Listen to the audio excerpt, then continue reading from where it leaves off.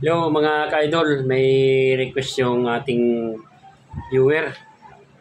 Yung last day pa niya request na mag-backlash ng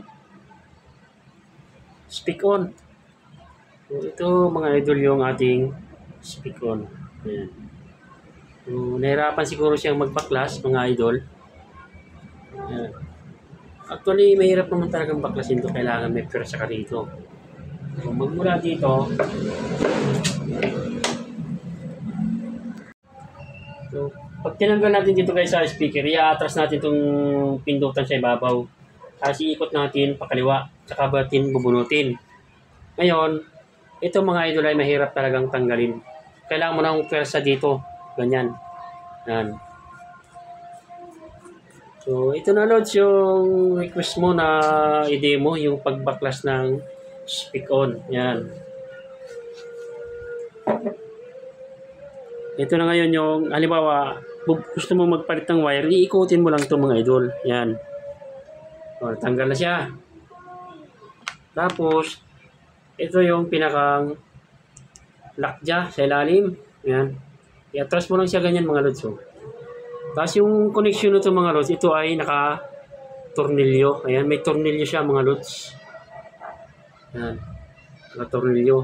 So, bali ang kabit nito mga guys ay yung isa ay 1, yung isa ay 2. Itong pula, 1. So, dapat yung sa speaker box mismo, kung ito ay 1 din dito. Tapos dito, 2, itong negative.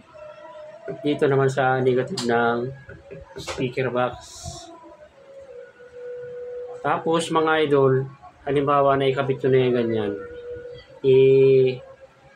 gagamitan nyo ng tester o kaya speaker. Susundutin nyo muna yung speaker doon sa terminal doon sa loob nito. Hindi na natin matatanggal to sa loob kasi nakapix na to. Ni-request lang ni idol kung paano mag-backlash ng speak on. Ito lang siya mga lods. So, ito buo na talaga to. Yan. So, dito pumapasok yung ating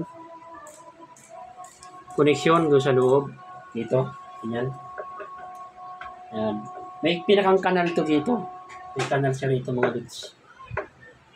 Ngayon, papasok siya. Tapos, ganito.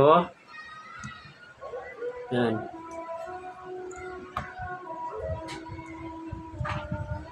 Nakikita niyo yung mga lods. So, hindi siya nakahinang, naka-screw siya mga lods. Naka-lock siya. So, make sure lang na walang alog. Bali, pag kinabit ito dito, ipipilutin nyo ng gano'n. Tapos, lalagyan mo ng butas. Saka mo ipapasok yung tornilyo. Saka mo ilak.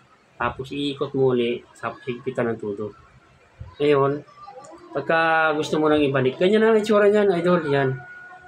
Ganito na talaga. Bali, itong pula na to, nakakabit sa 1. May nakalagay ditong 1. So, ito-tornilyo mo lang siya rin siya. Yan. Itornilyo siya. Yan. Ganun din yung negative. So, pag ibalik mo naman, idol, yung lock, ito yung lock niya mga idol. Itutulak mo lang siya pa ganun. Ha? Tutulak mo lang siya. Kasimple mo yan. Tapos, ngayon, ito yung pinakang cover. May thread ito mga idol. Yan. Pasok mo lang ganyan. Okay? Tapos, ito yung pinakang lock sa unahan. Ito may adjust, may pindutan to dito. Ayan. Ito yung naglalak. Yan. Kapit natin. Yan. Okay? Kung ganito ang mga loads. Yan. Tapos, pag naipasok ng gano'n, i-thread lang natin pa gano'n. Hindi na siya mahirapan mga idol. Ito, ulitin natin mga idol. Ayan. Atras lang natin to. Halimbawa, nakabuong ganyan. Luluwagan natin. Tapos, atras.